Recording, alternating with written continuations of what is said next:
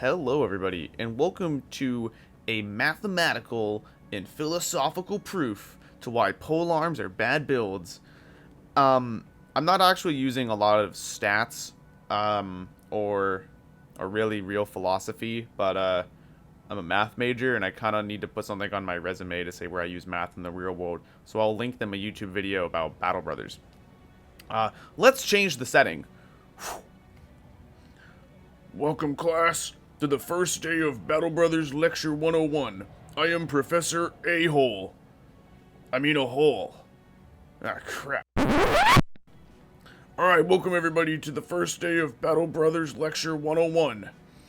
I can't do that voice for the whole video. I would kill my throat. But when we're talking about mathematical proofs here, just please humor me. I want to start with an initial statement and then some assumptions, and then we can move forward from these common assumptions, okay?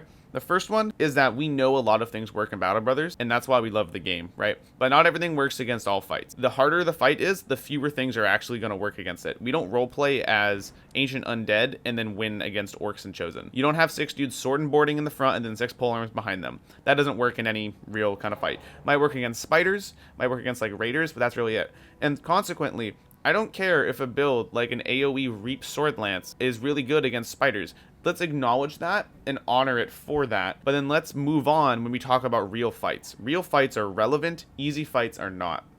Next assumption is that if you're role-playing, do whatever you want. I don't care.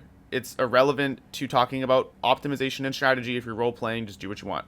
So now that's out of the way, let's do like the real assumptions. 1. We play with what we have. We're not playing with 12 Hedge Knights in famed Battleforge gear. Sometimes you get stuff that's not very good and you have to be able to play with it. You can't just like have an 800-day campaign until you farm out all the really good things. Who's ever done that before and then made strategy guide videos about it? A particular word, because I'm going to throw this mammoth right in. Second, you are trying to optimize your damage. A polearm build is a damage dealing build. It's not a tank. It's not your bannerman. It's damage. So we're trying to optimize damage because that's what it does. Most builds actually do this. So this really is kind of a base assumption. Third, this is where I get my philosophy little niche in here, is the idea of objective and subjective superiority. Objective superiority is the idea that like high melee defense is better than low melee defense.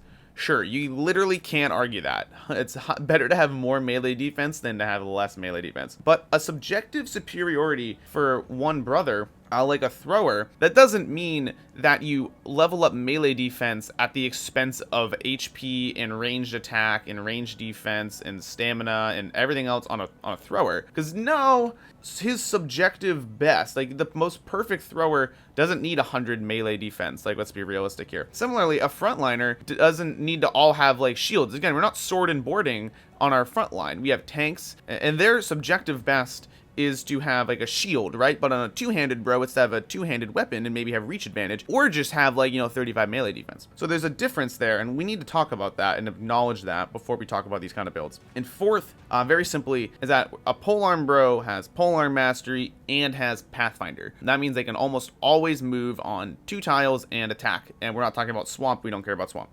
All right, crack the knuckles.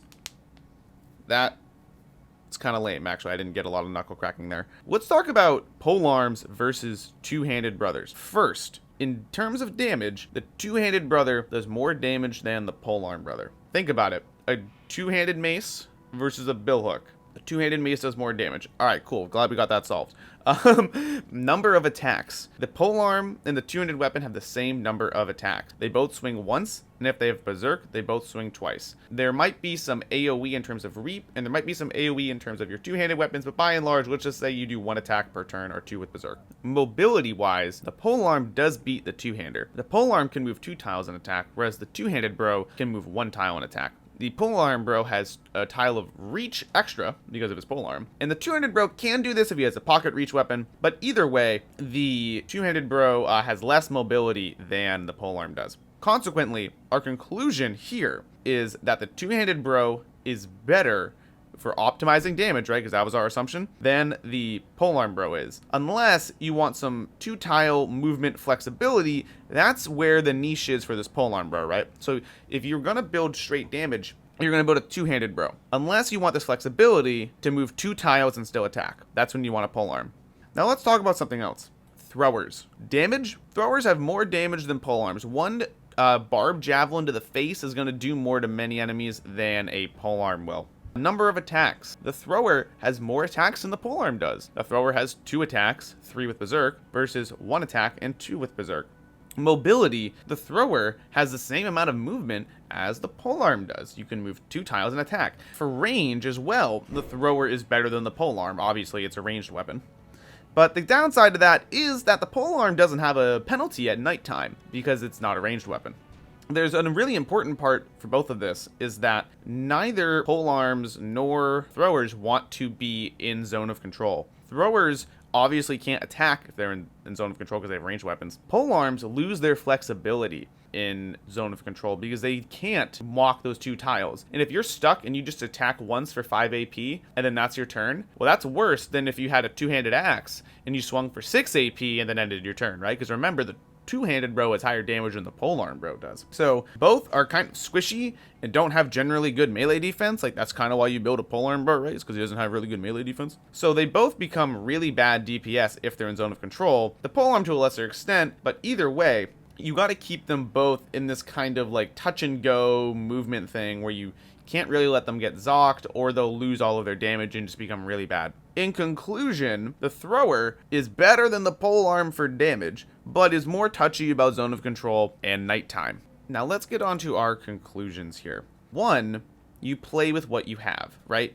This is the concept of objective and subjective superiority again. A guy with 3 stars in melee attack is not going to go be a thrower. Yeah, throwers have objectively more damage output than polearms do. But the guy with 3 stars melee attack, his subjective superiority is to be a melee bro. So he should be a polearm over a thrower, right? Because he is going to have like 40 range skill or 95 melee skill.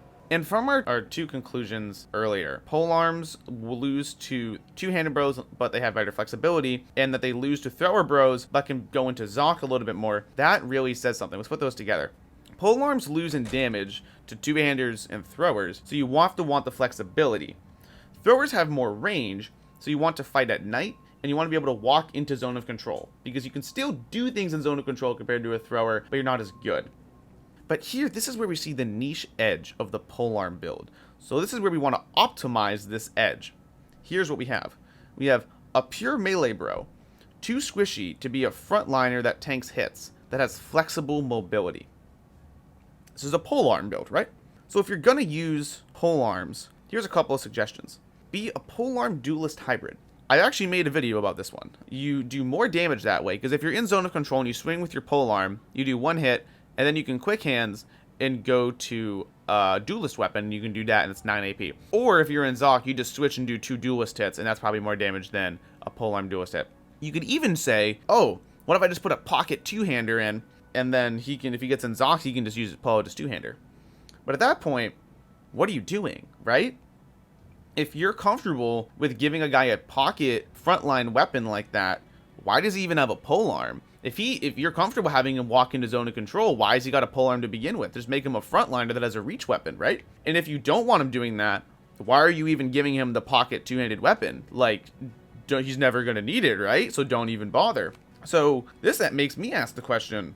Here's again. A pure melee bro, too squishy to be a frontliner that tanks hits, that has flexible mobility. Why does this have to be a polearm? Who says that bro has to be a polearm? I don't think it does. Why not make it like a Catal duelist? You have more mobility because you can move 3 tiles and still swing once. You have 3 attacks, you have more attacks, and you really have better damage because you can one, spread it out a little bit more. But really, your single target DPS is huge as well. You go, oh, but then I have to start building around getting death blows and whatever.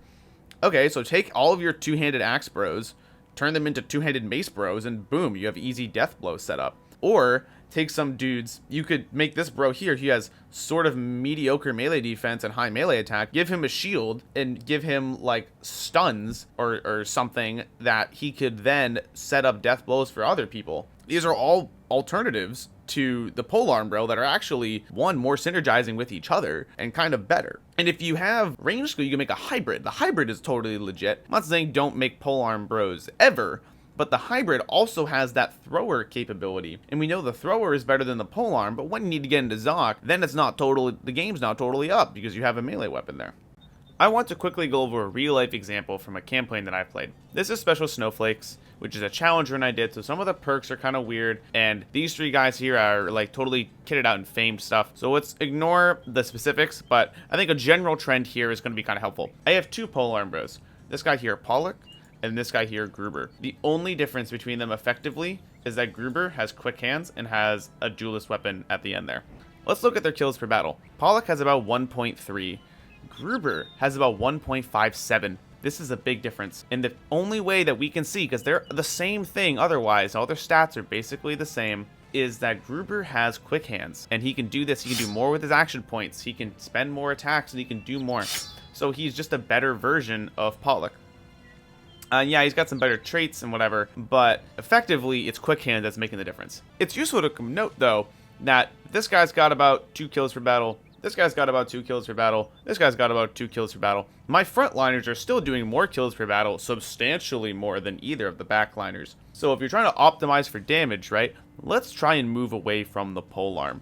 Now, what does that actually end up looking like? Well, again, it could be a Catal duelist, it could be some kind of shield front that helps other guys do more, like a support off-tank, half-tank kind of thing. I would suggest some weird sins for some of his builds. I don't want to go too far into it for this video. This video is more about like why the polearm itself is bad, and not so much about a remedy. I'm sorry about that, but I hope that this has been helpful for viewing the polearm build in a really kind of objective way, and I hope that my math professors are happy and that I'm able to kind of prove and deduce that this is a build that we should leave behind in the past. In any case, I hope you guys found that enjoyable. If you have any questions, please comment below. I will answer as best I can, and I will see you in the future. Peace out.